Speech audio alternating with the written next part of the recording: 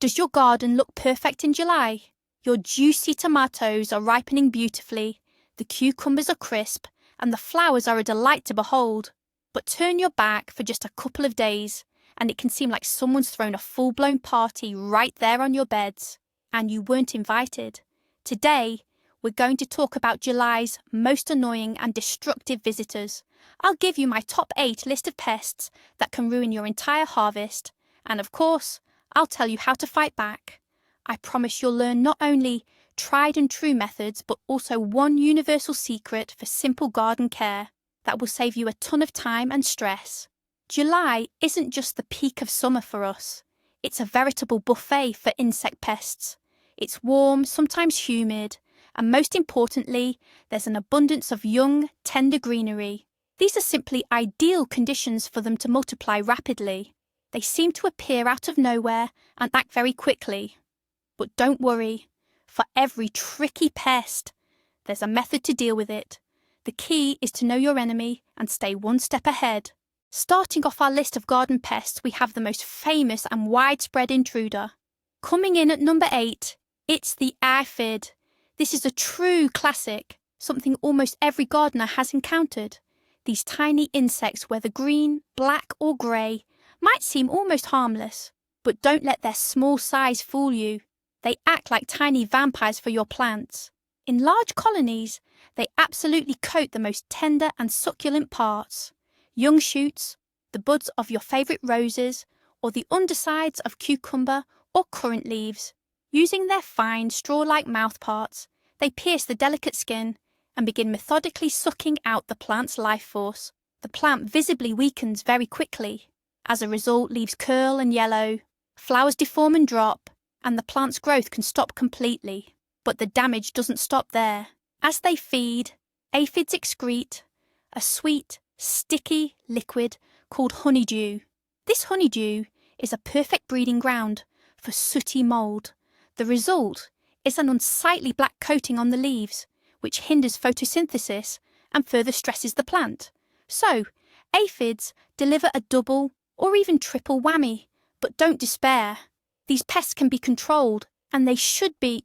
Coming in at number 7 on our list is the invisible enemy, a true guerrilla fighter among garden pests. You'll likely only notice its presence once the damage is done. We're talking about the spider mite. The first tricky thing about it is that it's not even an insect. It's a tiny arachnid. Seeing it with the naked eye is nearly impossible. This guy absolutely loves hot, dry weather, your typical July conditions. That's why greenhouses are a prime risk zone. Cucumbers, peppers, and eggplants are like a 5-star all-inclusive resort for them. They settle on the underside of leaves and, just like aphids, start sucking out the plant's sap. How do you spot them? The first sign is tiny, light-coloured dots appearing on the leaves, as if they've been pricked with a fine needle. Gradually, these dots merge, and the leaf takes on a yellowish, mottled appearance. And of course, the main symptom that gives the pest its name is the incredibly fine, barely visible webbing that covers the leaves and stems. If you see this on your cucumbers, you need to act immediately. Spider mites reproduce at a catastrophic rate, and in just a week, they can turn a healthy plant into a dried-up husk. At number 6 on our list is a character who probably needs no introduction, the Colorado potato beetle. Its distinctive black and yellow striped pattern is instantly recognizable to anyone who's ever tried to grow their own potatoes. This unwelcome visitor from overseas has long made itself perfectly at home here, acting like it owns the place in your garden beds. Its culinary preferences are quite specific, exclusively nightshade plants. Naturally, the number 1 item on its menu is potato foliage. But if you think your tomatoes or eggplants are safe, think again. It will happily feast on them too. However, the real terror for a gardener isn't the adult beetle itself, but its offspring. Those small, fleshy, pinkish-orange larvae. They are the true miniature locusts. Their appetite is insatiable. Working as a relentless, hungry team, this army can reduce a lush, healthy plant to a bare skeleton of stems in just a couple of days. No leaves means no photosynthesis, and that ultimately means no potatoes to harvest underground. So if you spot even a single striped scout in your garden, take immediate action, because every day you delay literally eats away at your future harvest. Coming in at number 5 on our list is a cunning little saboteur that absolutely loves warm, cosy conditions, especially greenhouses. Its name is the whitefly. You could walk past your plants for weeks and not even suspect it's there. It looks like a tiny white moth and is a master of hiding on the underside of leaves. But want to try a simple test? Just give a tomato or cucumber plant a gentle shake. If a whole cloud looking like a sudden, miniature blizzard of white flakes instantly explodes into the air, congratulations, you found it. Like aphids, whiteflies feed on plant sap, gradually weakening your plants. But their main and most annoying weapon is their sticky excretions. Leaves become shiny and sticky to the touch, as if they've been drizzled with syrup. And on this sweet mess, black sooty mould immediately takes hold. This dense coating blocks light, preventing the plant from breathing and feeding from the sun. It's essentially a slow suffocation for your tomatoes and cucumbers. So, don't let this little pest's size fool you. It can cause truly colossal damage. Now let's turn our attention to the night shift.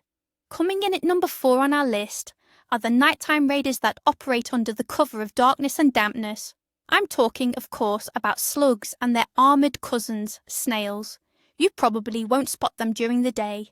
They're masters of disguise, preferring to hide in the shade, under leaves, boards, or in thick grass until the sun goes down and the dew settles. But once night falls, they emerge to hunt. Their presence is unmistakable. In the morning, you visit your garden and see the aftermath of their feast. Large, jagged holes devoured from the leaves of your cabbage, hostas, or lettuce. Sometimes, all that remains of a tender young leaf is just the central vein. As their signature, these voracious pests leave behind glistening, silvery trails of dried slime. These slippery, slow-moving creatures possess an astonishing appetite.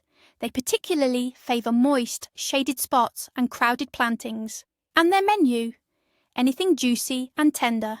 Young sprouts, ripe strawberries lying on the soil, crisp lettuce, and, naturally, cabbage. They don't just spoil the look of your harvest, they can completely wipe out young plants. So, if you find evidence of these slippery gourmands on your plot, it's high time to intervene. Moving up our list of garden nuisances, coming in at number 3, is a pest that ruins the fruits of our labour from the inside out. Meet the codling moth. This is that grub that hides an unpleasant surprise inside what looks like a perfect apple. The codling moth itself is an unassuming grey moth that flits around the garden at dusk. You'd hardly notice it, but it's this moth that lays tiny eggs directly onto the developing fruitlets of future apples, pears or plums. A tiny caterpillar hatches from the egg and immediately bores into the fruit. And this is where the real trouble begins. On the outside, you might not notice anything for a long time. The apple grows, fills with juice, and reddens in the sun. But inside, the grub is already having a field day. It tunnels through, feeding on the flesh and seeds, leaving behind a brown, mushy trail of frass. Often, such a damaged apple drops from the tree long before it's ripe. And if it does manage to stay on the branch, it's useless for eating or storage. A single caterpillar like this can damage several fruits in its lifetime, moving from one to another. So, this small moth can easily rob you of a significant portion of your fruit harvest. On the second to last spot in our top list is a pest that truly embodies the principle of small but mighty. We're talking about the cruciferous flea beetle. Despite the name, it's not actually a flea, but a tiny jumping beetle, roughly the size of a match head. But don't let its miniature size fool you. Its sheer numbers and voracious appetite more than make up for it. This pest is a real nightmare for anyone who loves growing plants from the brassica family.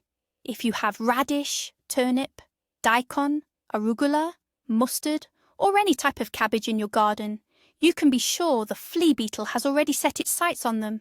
They especially love tender, newly sprouted plants. Spotting their handiwork is easy. The leaves of your seedlings will look like a fine sieve, riddled with tiny holes and pits. The beetles literally scrape off the surface layer of the leaves, leaving behind these telltale signs of damage. During a mass infestation, These tiny beetles can completely wipe out young sprouts in just 2 or 3 days. The plants simply don't have time to get strong, and they perish. If an adult plant is attacked, it becomes significantly weakened, its growth is stunted, and it produces a very poor yield. So, you definitely shouldn't underestimate this small jumper. Okay, we've finally reached the top spot, the number 1 pest on our list. And here, you might be in for a bit of a surprise, because coming in at number 1 are ants.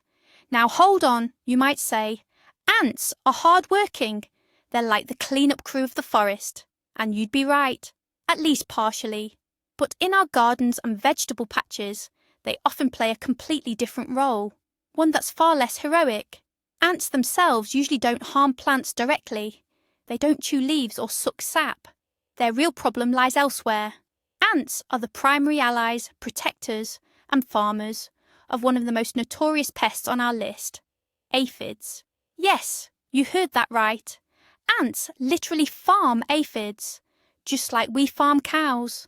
Why do they do this? It's simple. When aphids suck sap from plants, they excrete a sweet, sugary liquid called honeydew.